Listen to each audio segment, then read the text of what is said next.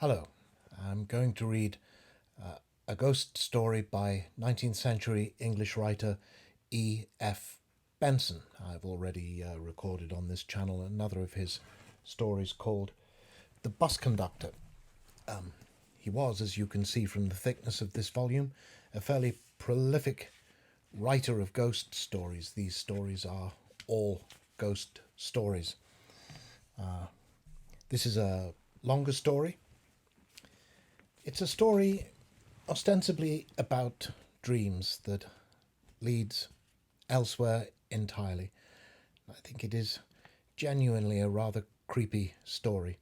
And as it's the first story in the volume, my eye falls also on a brief foreword to this collection, Night Terrors, the ghost stories of E.F. Benson, which Benson wrote. It is very brief, so I'll share that with you before we get into the story. He wrote, "These stories have been written in the hopes of giving some pleasant qualms to their reader, so that if by chance anyone may be occupying in their perusal a leisure half hour before he goes to bed, when the night and house are still, he may perhaps cast an occasional glance into the corners and dark places of the room where he sits to make sure that nothing unusual lurks in the shadow. For this is the avowed object of ghost stories, and such tales as deal with the dim, unseen forces which occasionally and perturbingly make themselves manifest. The author therefore fervently wishes his readers a few uncomfortable moments. And so do I. The Room in the Tower by E. F. Benson.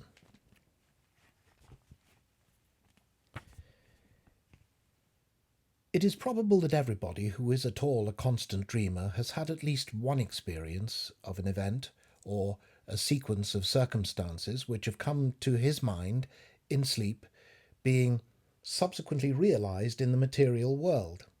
But in my opinion, so far from this being a strange thing, it would be far odder if this fulfillment did not occasionally happen, since our dreams are, as a rule, concerned with people whom we know and places with which we are familiar, such as might very naturally occur in the awake and daylit world. True, these dreams are often broken into by some absurd and fantastic incident which puts them out of court in regard to their subsequent fulfillment. But on the mere calculation of chances, it does not appear in the least unlikely that a dream imagined by anyone who dreams constantly should, occasionally, come true. Not long ago, for instance, I experienced such a fulfillment of a dream, which seems to me in no way remarkable and to have no kind of psychical significance.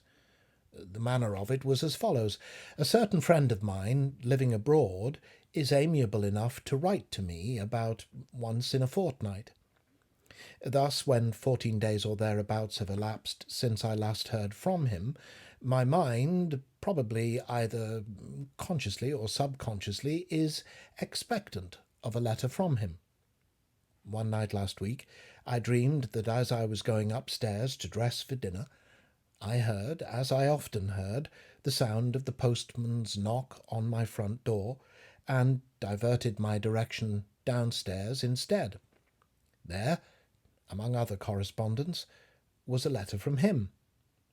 Thereafter the fantastic entered, for on opening it I found inside the ace of diamonds, and scribbled across it in his well-known handwriting, "I am sending you this for safe custody, as you know it is running an unreasonable risk to keep aces in Italy."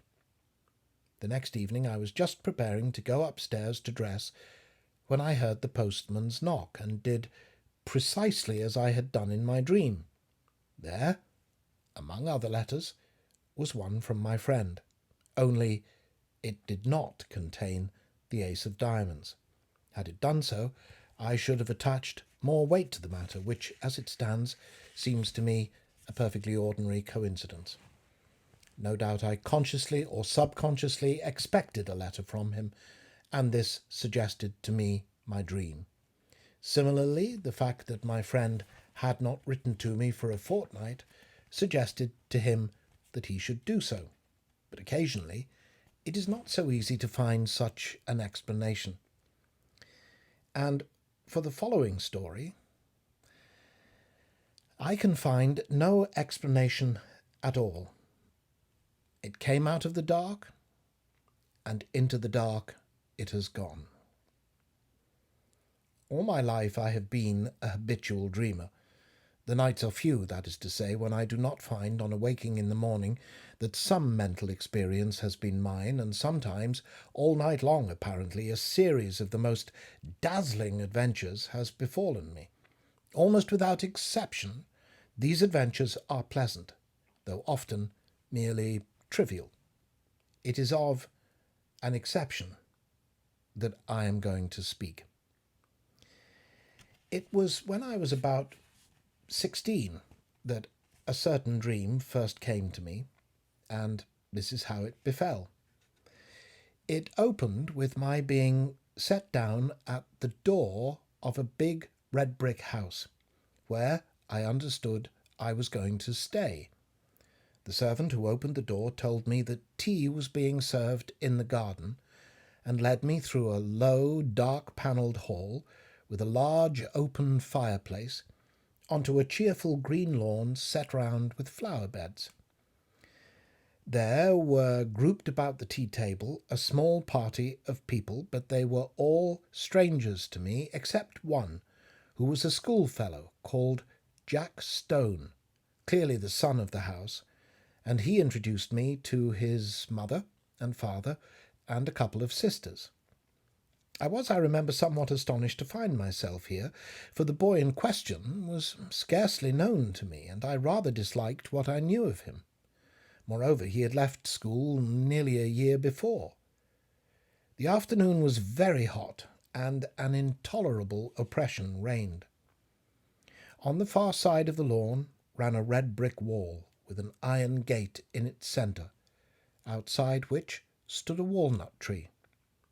We sat in the shadow of the house, opposite a long row of windows, inside which I could see a table with cloth laid, glimmering with glass and silver.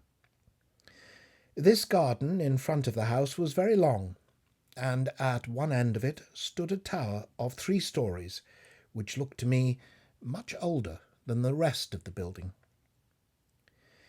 Before long, Mrs. Stone, who, like the rest of the party, had sat in absolute silence, said to me, "Jack will show you your room. I have given you the room in the tower."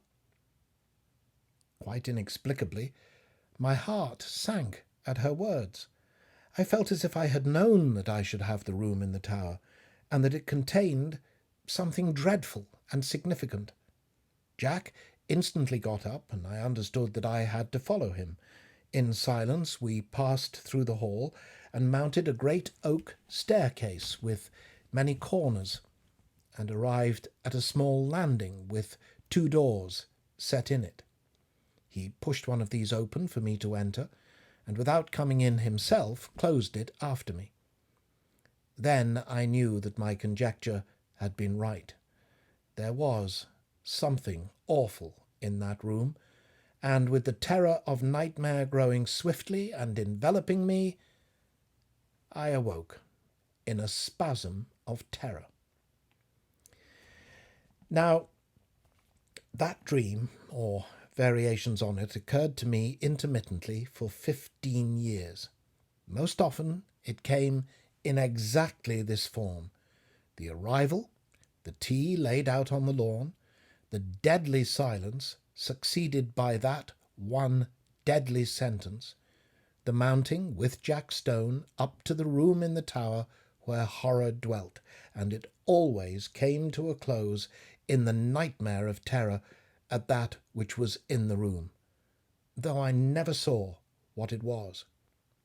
At other times I experienced variations on this same theme. Occasionally, for instance, we would be sitting at dinner in the dining room, into the windows of which I had looked on the first night when the dream of this house first visited me.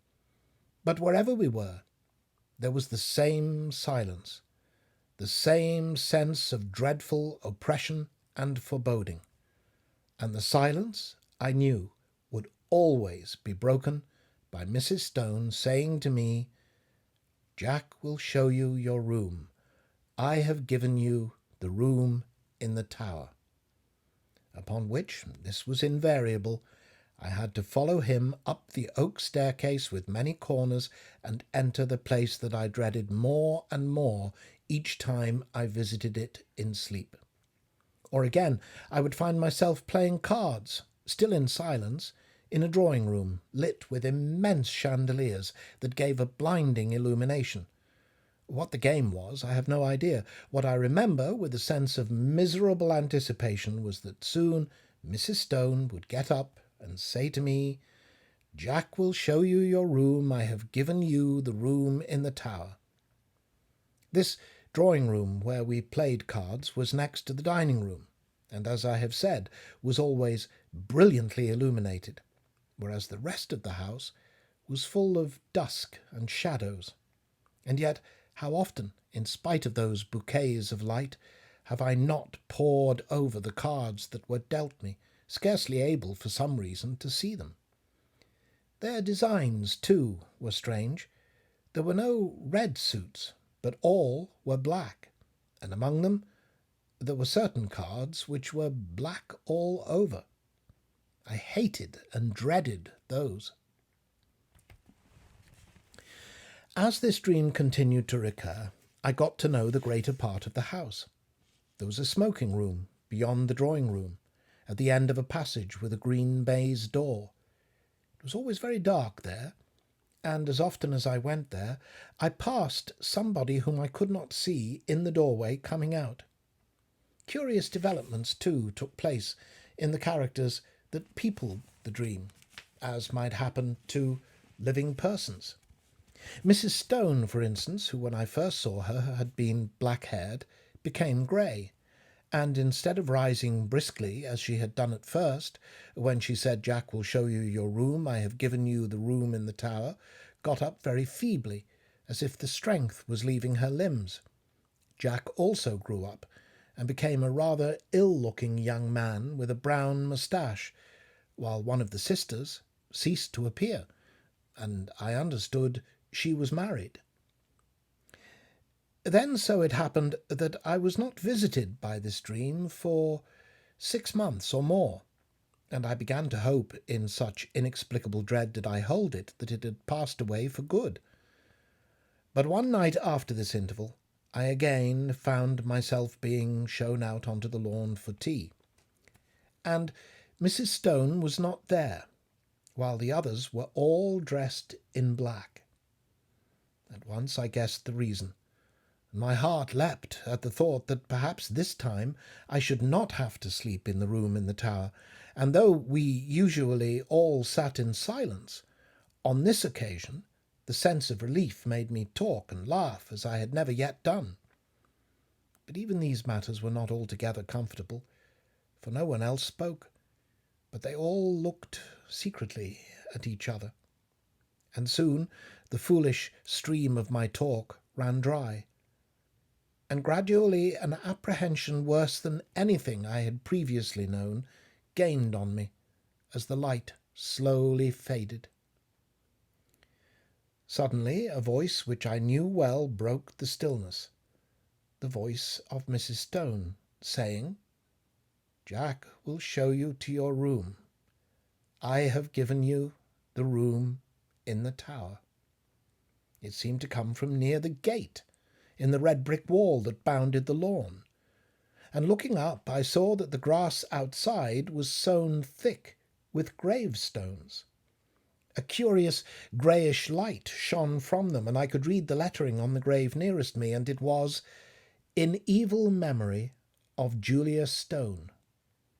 And as usual, Jack got up, and again I followed him through the hall and up the staircase with many corners.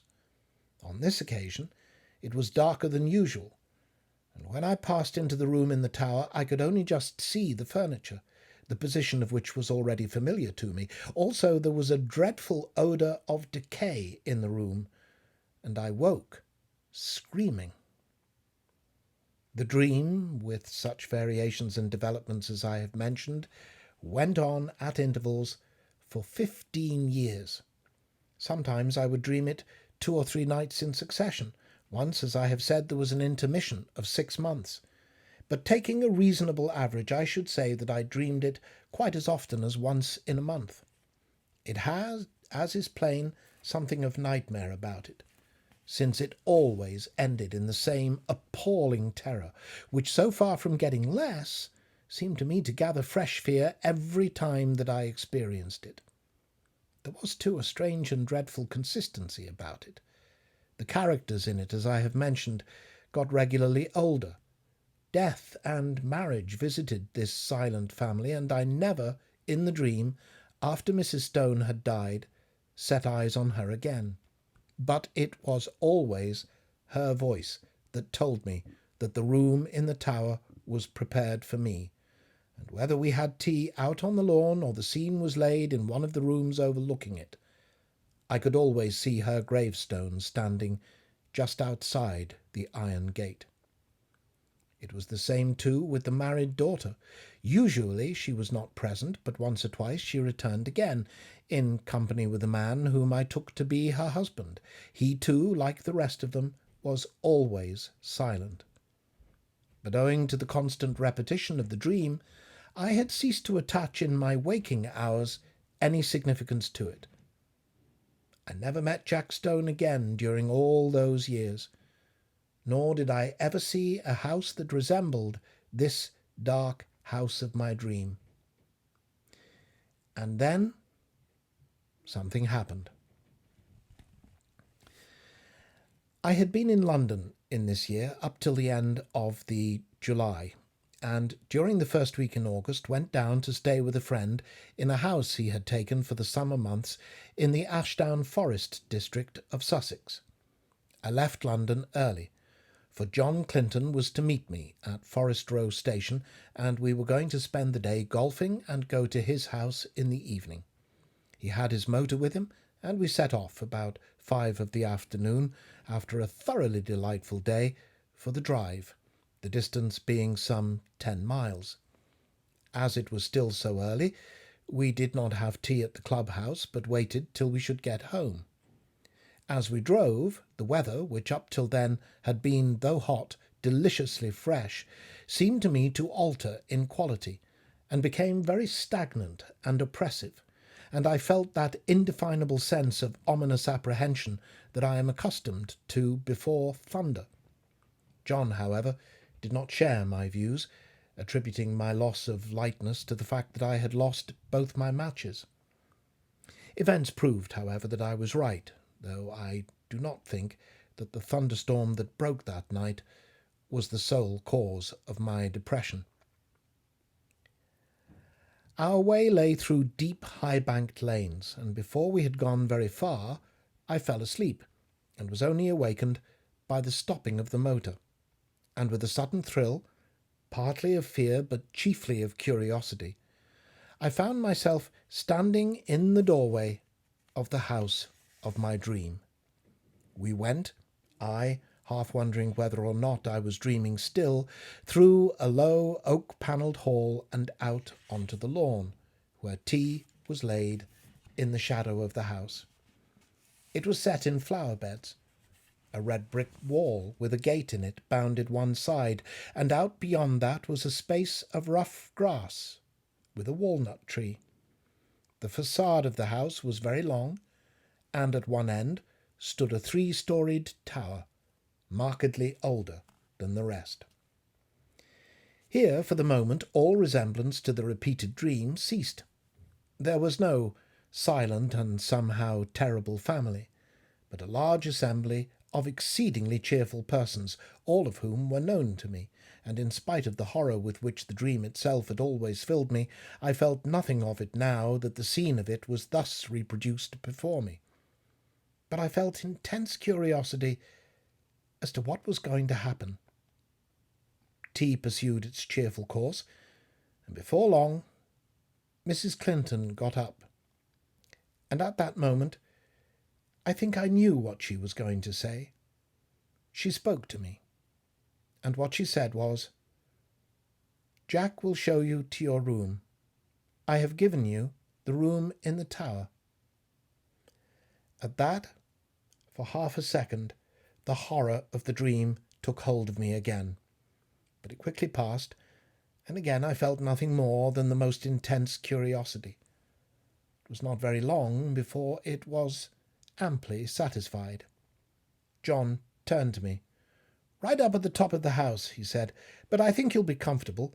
We're absolutely full up. Would you like to go and see it now? By Jove, I believe that you are right, and that we are going to have a thunderstorm.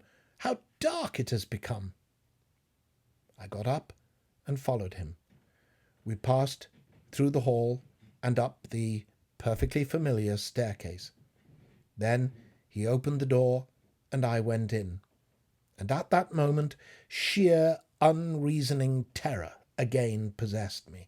I did not know what I feared. I simply feared. Then, like a sudden recollection, when one remembers a name which has long escaped the memory, I knew what I feared. I feared Mrs. Stone, whose grave, with the sinister inscription, "In evil memory," I had so often seen in my dream, just beyond the lawn which lay below my window. And then once more the fear passed, so completely that I wondered what there was to fear, and I found myself sober and quiet and sane in the room in the tower, the name of which I had so often heard in my dream, and the scene of which was so familiar. I looked around it with a certain sense of proprietorship, and found that nothing had been changed from the dreaming nights in which I knew it so well. Just to the left of the door was the bed, lengthwise along the wall, with the head of it in the angle. In a line with it was the fireplace and a small bookcase. Opposite the door, the outer wall was pierced by two lattice-paned windows, between which stood the dressing-table, while ranged along the fourth wall was the washing-stand and a big cupboard. My luggage had already been unpacked, for the furniture of dressing and undressing lay orderly on the washstand and the toilet-table, while my dinner clothes were spread out on the coverlet of the bed. And then, with a sudden start of unexplained dismay, I saw that there were two rather conspicuous objects which I had not seen before in my dreams. One, a life-sized oil painting of Mrs. Stone. The other, a black-and-white sketch of Jack Stone, representing him as he had appeared to me only a week before in the last of the series of these repeated dreams, a rather secret and evil-looking man of about 30.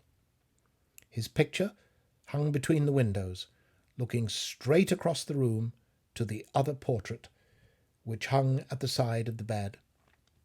At that I looked next, and as I looked I felt once more the horror of nightmare seize me. It represented Mrs. Stone as I had seen her last in my dreams, old and withered and white-haired.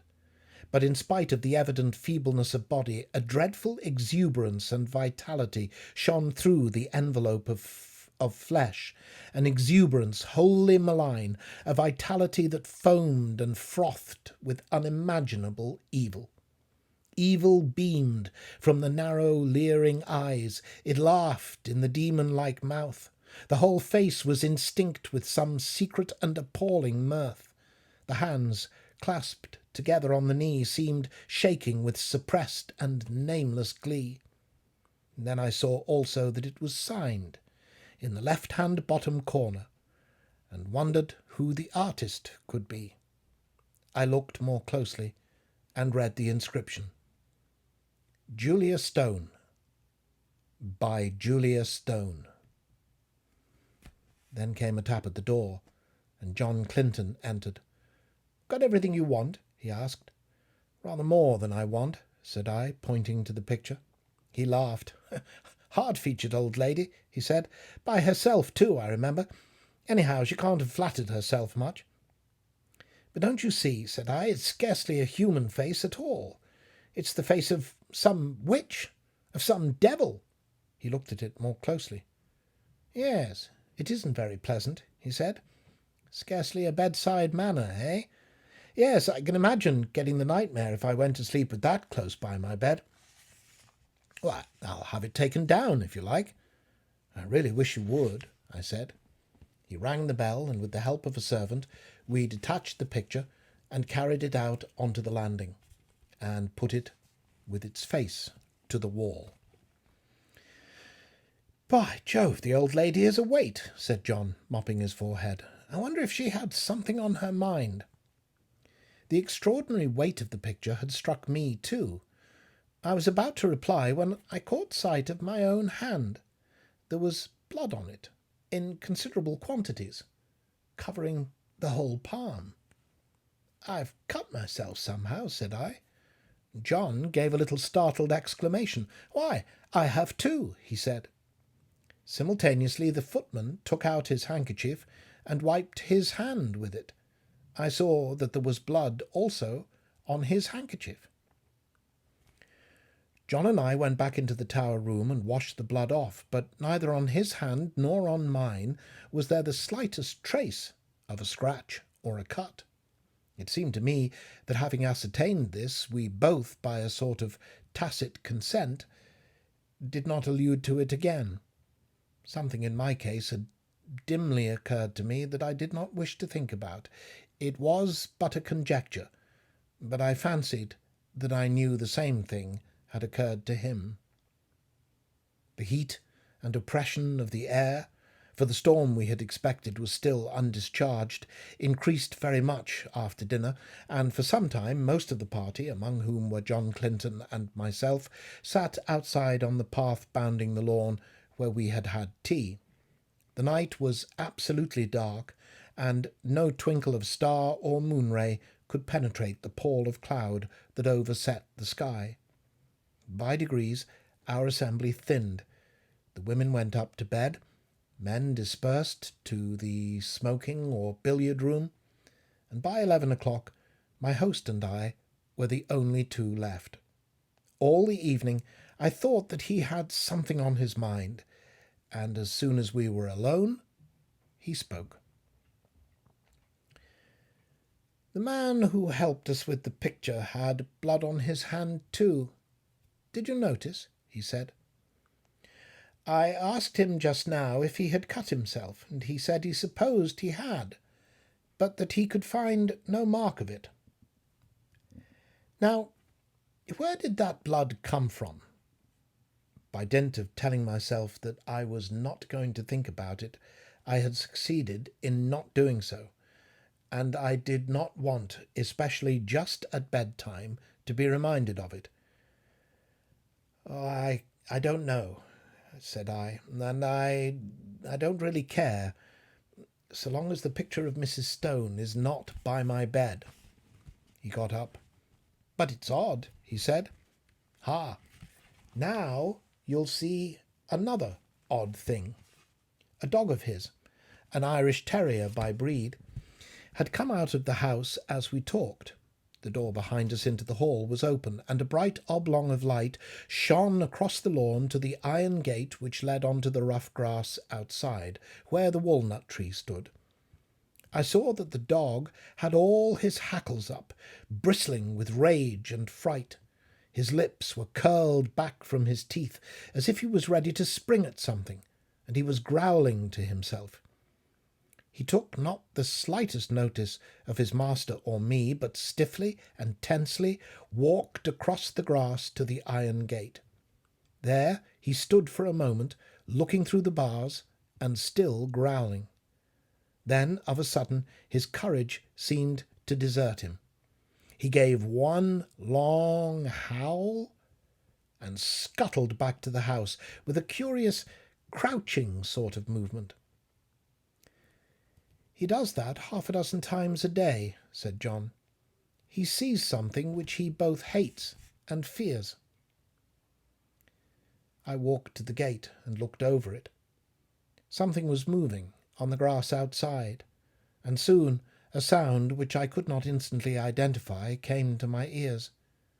Then I remembered what it was. It was the purring of a cat. I lit a match and saw the purrer, a big blue Persian, walking round and round in a little circle just outside the gate, stepping high and ecstatically, with tail carried aloft like a banner. Its eyes were bright and shining, and every now and then it put its head down and sniffed at the grass. I laughed. "The end of that mystery, I'm afraid," I said. "Here's a large cat having Walpurgis night all alone." "Yes, that's Darius," said John. "He spends half the day and all night there. But that's not the end of the dog mystery, for Toby and he are the best of friends, but the beginning of the cat mystery. What's the cat doing there? And why is Darius pleased while Toby is terror-stricken?" At that moment I remembered the rather horrible detail of my dreams, when I saw through the gate, just where the cat was now, the white tombstone with the sinister inscription. But before I could answer, the rain began, as suddenly and heavily as if a tap had been turned on, and simultaneously the big cat squeezed through the bars of the gate and came leaping across the lawn to the house for shelter. Then it sat in the doorway, looking out eagerly into the dark. It spat and struck at John with its paw as he pushed it in order to close the door. Somehow, with the portrait of Julia Stone in the passage outside, the room in the tower had absolutely no alarm for me, and as I went to bed, feeling very sleepy and heavy, I had nothing more than interest for the curious incident about our bleeding hands, and the conduct of the cat and dog. The last thing I looked at before I put out my light was the square empty space by my bed where the portrait had been. Here the paper was of its original full tint of dark red. Over the rest of the walls it had faded. Then I blew out my candle and instantly fell asleep. My awaking was equally instantaneous, and I sat bolt upright in bed under the impression that some bright light had been flashed in my face, though it was now absolutely pitch dark. I knew exactly where I was, in the room which I had dreaded in my dreams, but no horror that I ever felt when asleep approached the fear that now invaded and froze my brain. Immediately after, a peal of thunder crackled just above the house, but the probability that it was only a flash of lightning which awoke me gave me no reassurance to my galloping heart. Something, I knew, was in the room with me, and instinctively I put out my right hand, which was nearest the wall, to keep it away, and my hand touched the edge of a picture frame hanging close to me. I sprang out of bed, upsetting the small table that stood by it, and I heard my watch, candle, and matches clatter onto the floor. But for the moment there was no need of light, for a blinding flash leapt out of the clouds and showed me that by my bed again hung the picture of Mrs. Stone, and instantly the room went into blackness again. But in that flash I saw another thing also, namely a figure that leaned over the end of my bed, watching me.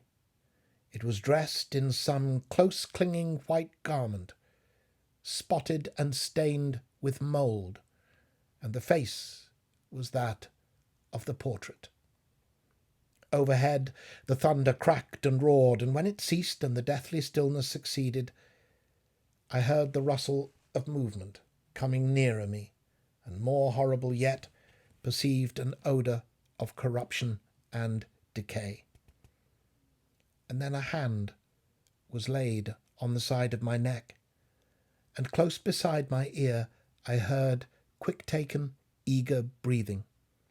Yet I knew that this thing, though it could be perceived by touch, by smell, by eye, and by ear, was still not of this earth, but something that had passed out of the body and had power to make itself manifest. And then a voice, already familiar to me, spoke. "I knew you would come to the room in the tower," it said. "I have been long waiting for you. At last you have come. Tonight I shall feast. Before long we shall feast together." And the quick breathing came closer to me. I could feel it on my neck. At that terror which I think had paralyzed me for the moment gave way to the wild instinct of self-preservation. I hit wildly with both arms, kicking out at the same moment, and heard a little animal squeal, and something soft dropped with a thud beside me. I took a couple of steps forward, nearly tripping over whatever it was that lay there, and by the merest good luck found the handle of the door. In another second I ran out onto the landing and had banged the door behind me. Almost at the same moment I heard a door open somewhere below, and John Clinton, candle in hand, came running upstairs. "What is it?" he said. "I sleep just below you and heard a noise as if— Good heavens! There's blood on your shoulder." I stood there, so he told me afterwards, swaying from side to side, white as a sheet, with the mark on my shoulder, as if a hand covered with blood had been laid there. "It's in there," I said, pointing. "She, you know, the portrait is in there, too, hanging up on the place we took it from." At that he laughed. "My dear fellow, this is mere nightmare," he said. He pushed by me and opened the door, I standing there simply inert with terror, unable to stop him, unable to move. "Phew, what an awful smell," he said. Then there was silence. He had passed out of my sight behind the open door. Next moment he came out again, as white as myself, and instantly shut it. "Yes, the portrait's there," he said, "and on the floor is a thing spotted with earth, like what they bury people in. Come away. Quickly, come away." How I got downstairs I hardly know. An awful shuddering and nausea of the spirit rather than of the flesh had seized me, and more than once he had to place my feet upon the steps, while every now and then he cast glances of terror and apprehension up the stairs. But in time we came to his dressing room on the floor below, and there I told him what I have here described. The sequel can be made short. Indeed, some of my readers have perhaps already guessed what it was, if they remember that inexplicable affair of the churchyard at West Fawley, some 8 years ago, where an attempt was made 3 times to bury the body of a certain woman who had committed suicide. On each occasion, the coffin was found in the course of a few days, again protruding from the ground. After the 3rd attempt, in order that the thing should not be talked about, the body was buried elsewhere in unconsecrated ground. Where it was buried was just outside the iron gate of the garden belonging to the house where this woman had lived.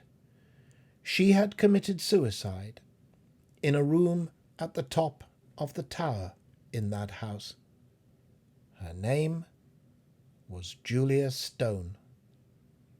Subsequently, the body was again secretly dug up, and the coffin was found to be full of blood.